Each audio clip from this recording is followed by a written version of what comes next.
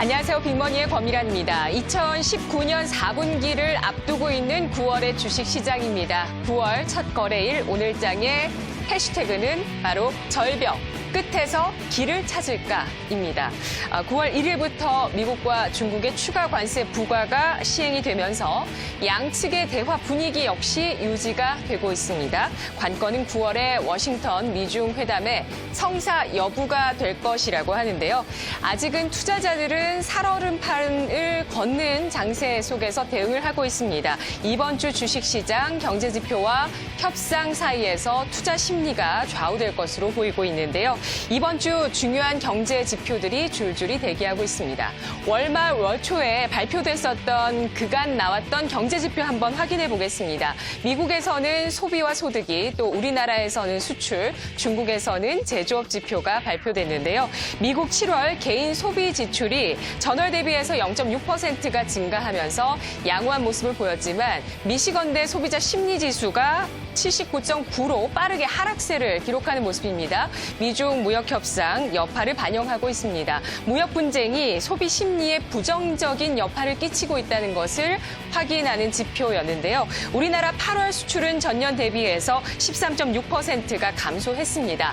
단 수출 물량이 전년 대비해서 0.1% 증가세를 보이면서 2개월 연속의 증가세를 이어가고 있는데요. 수출 단가 하락세가 지속되고 있다는 점이 부담입니다. 이것 때문에 현재 전체 수출이 부진한 모습들이고요. 8월 같은 경우도 13.7%의 하락세를 기록했습니다. 자동차 수출 같은 경우는 물량 감소에도 불구하고 제품 믹스의 개선 효과에 따라서 단가 상승이 일어나면서 전년 대비해서 4.6%의 수출 증가가 나타났습니다. 이에 따라서 지난 8월 10대 주요 품목 가운데 선박과 자동차가 유일하게 수출이 증가했던 품목으로 확인되고 있습니다. 수출 지표가 개선되려면 반도체 수출의 지표 개선이 무엇보다 중요한데요. NH투자증권은 8월 수출은 자동차의 개선과 반도체의 부진으로 요약할 수 있겠다라면서 특히 단가 개선이 나타날 경우 우리나라 수출은 개선될 수 있는 환경이다라고 분석하고 있습니다. 물량도 일단 2개월 연속 조금이나마 늘어났고요. 가격이 중요하다라는 것인데요. 그리고 일본과의 무역 마찰은 수출 지표에 미치고 있는 영향력이 미미하다는 평가를 받았습니다. NH투자증권은 디램 가격의 반등 시기를 내년 1분기로, 또 낸드 가격의 턴어라운드 시기를 올해 4분기로 예상하면서 원달러 환율이 1,200원대를 웃돌고 있으면서 현재 수출 기업들의 수익성 우호적이라면서 시간이 필요할 뿐이다라고 분석을 하고 있습니다. 반도체 계약 가격의 하락세 둔화되고 있는 부분 확인하실 수 있고요.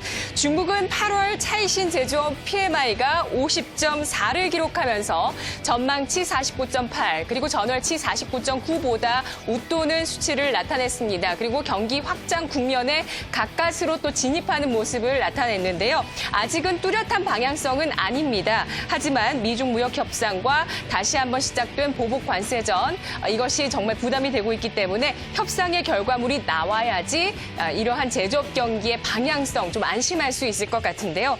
미중 관세 치킨 게임 종료 여부가 주식시장의 진 바닥을 형성할 것이다라는 의견 지난주에도 전해드렸고요.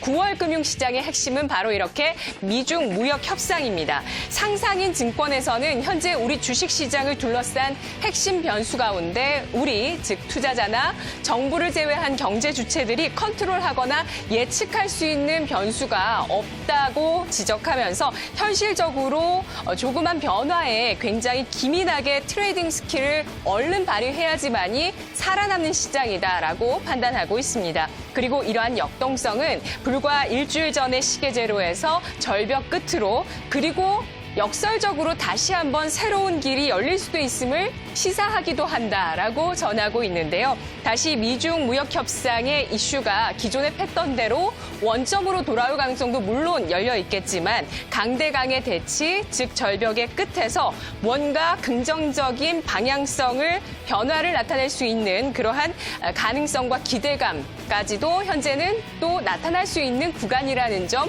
주목을 하고 있습니다. KB증권은 현재 그간 관세 부과 위협이 나왔을 때 10% 내외로 하락세를 보였고 반대로 실제로 부과가 되고 난 이후에는 지수가 완만한 반등을 보였다는 이 패턴을 발견하고 있습니다. 실제 부과 이후에 반등이 나왔을 때는 대체적으로 현재 보이고 있는 가운데의 하늘색 줄이죠. 120일 평균 지수까지 반등을 보여왔었다라고 이야기하고 있는데요.